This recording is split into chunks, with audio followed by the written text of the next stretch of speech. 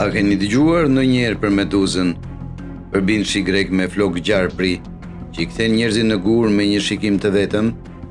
E po, ajo mund të jetë thjesht një mit, por ka një zonë kaq vdekjeprurse sa mund të të kthejë në gur. Liçeni famkeq, natron. Çfarë bën uji në liçenit natron kaq të rrezikshëm? Çfarë krijesash jetojnë atje dhe a do të shpëtonin nëse hidheni brenda tij? Ne jemi bevet dhe sot do të shpjegojmë çfarë do të ndodhte nëse hidheni në liçenin natron.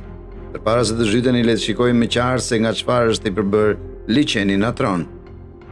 Ashtu si deti i vdekur, ky liçeni Tanzanis nuk derdhe në asnjë oqean apo lum. Kjo lejon atë të thithë gjithë atë shi të kripur të shkretirës. Megjithatë, ajo që e bën atë veçanërisht vdekjeprurës është afërsia e tij me vulkanin aktiv.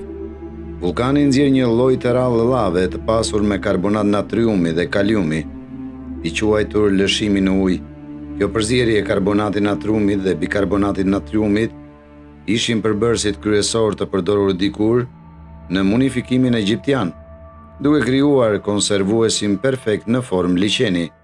E gjithë përbërja kimike është jashtëzakonisht alkaline, me nivele pH-i prej 10/5 afër atij të amoniakut. Kjo i jep liçenin ngjyrën e tij roz. Çdo zog që bën një zhytje dhe nuk arrin të dalë, kalcifikohet në një lëvore të ngurtësuar. Sigur, flisni për vrasjen e dy zogjve me një gur. Në vitin 2013, fotografi i kafshëve të egra, Nick Brand, ishte një nga të parët që dokumentoi këtë dukuri. Ai zbuloi disa zogj guri dhe kafshë të tjera të pafat në sezonin e thatë kur uji ishte tharë. Ai teorizoi se, duke qenë se liçeni është kaq i ngjashëm me pasqyrën reflektuese, zogj duhet të kenë fluturuar menjëherë në të, sikur të ishte një derë e madhe xhami. Por pavarësisht nga kaq shumë zogj që vdesin në liçenin natron, ekziston një specie e veçantë që lulëzon. Rezulton se ujërat toksike të liçenit sigurojnë një strehë të sigurt nga grabiqarët, duke e bërë atë vend të përsosur për dyndjen e flamingove. Pra, nëse flamingot mund ta përballojnë atë, e po, nuk është aq e thjeshtë për fat të keq. Flamingot lulëzojnë në liçenet kripura për shkak të lëkurës së tyre të ashpër dhe këmbëve me luspa, të cilat parandalojnë djegjet. Ata mund të pinë ujin e ëmbël nga burimet e afërta ose gajzerët në skajet e liçenit.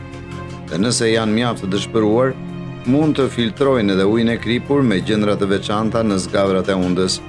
Dhe për të përfunduar të gjitha, stomaku i tyre e fortë i lejon ata të ushqehen me alga toksike që gjenden në të gjithë liçenin.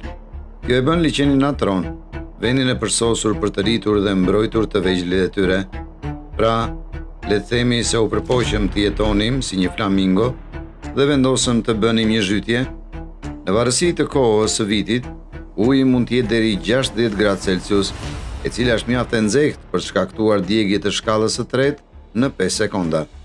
Gjithashtu, nuk do të planifikoja të bëja ndonjë zhytje apo edhje, pasi cektësia e saj është gjithashtu e mbushur plot me struktura të mprehta dhe të kripura. Nuk do të bëhesh e gur në çast, por nëse ndodh që të mbytesh dhe mbetesh i zhytur, i gjithë trupi yt do të ngurtësohej dhe do të ruajë. Nëse njerëzit ju gjenin qindra vjet më vonë, mund t'i keni ende flokët dhe organet tuaja të paprekura. Po, duke e mprehtë pas gjithë atyre viteve, ashtu si mumifikimi, alkaliniteti super i lartë i natronit ndalon procesin e dekompozimit. Fatmirësisht, kjo do të thotë që ju do të jeni të sigurt nga shkaba ose ndonjë pastrues tjetër i uritur që kërkon një meze të lehtë. Nëse hyni në liçen në një kohë kur temperatura e ujit është më e ulët, mund të ndihej më shumë si një vaskë nxehtë, por syt tuaj ose ndonjë plagë e hapur do t'ju pickonin si të shmendur për shkak të gjithë kripës.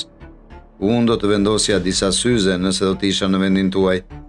Në vitin 2007, një tjetër helikopter fluturoi drejte në këtë koktej kimik. Një grup videografësh të kafshëve të egra u zhytën toksicitetin e liçenit natron kur helikopteri i tyre u rrëzua. Piloti pësoi një thyerje të këmbës dhe një pasagjer tjetër kishte një thyerje të kofshës. Në mënyrë të pabesueshme, një nga pasagjerët arriti të luftonte për në breg dhe lajmëroi disa nga njerëzit e fisit Masai aty pranë.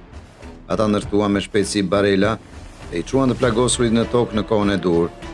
Edhe pse ju mund t'i mbijetoni ujrave të liçenit natron, Unë do të qëndroja në një pishinë nëse do të isha në vendin tuaj. Sa për miq tan Flamingo, kjo thjesht tregon se si mjediset më të ashpra mund të jenë një vend i shenjtë për disa kafshë. Por nëse dëshironi diçka edhe më ekstreme, si ti mbijetoni një shpërthim i limnik në notin tuaj të ardhshëm, mendoni se mund ta përballoni? Sigurohuni që të shikoni seri tona të reja për të mësuar më shumë. Gjithashtu ju ftoj të jeni një sy videove tona të mëparshme. Aty do të gjeni shumë fakte interesante dhe tonelata informacionesh dobishme. Më duhet iki. Dëgjohemi në videon tjetër.